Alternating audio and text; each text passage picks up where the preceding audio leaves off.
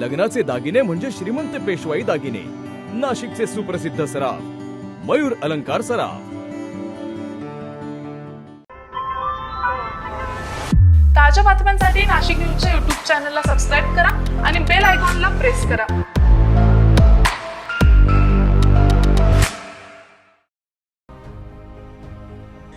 नाशिक परिसरात तब्बल 14 वर्ष वावर असलेल्या टघ्या या बिबट्याचा दुर्दैवी अंत झालाय.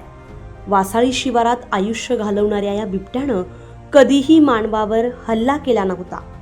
मात्र शेवटच्या क्षणी त्याला मानवी कौर्य आणि निर्दयतेचा सामना करावा लागल्याची धक्कादायक बाब समोर आली आहे.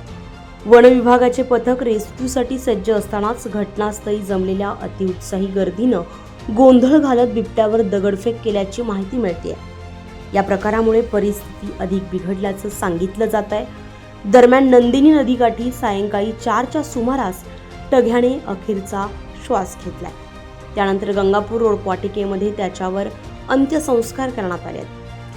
या घटनेदरम्यान बिबट्याजवळ जाण्याचा प्रयत्न करणाऱ्या दोघांवर हल्ला झाला असून ते जखमी झालेत, तर त्यांची प्रकृती स्थिर असल्याची माहिती मिळते.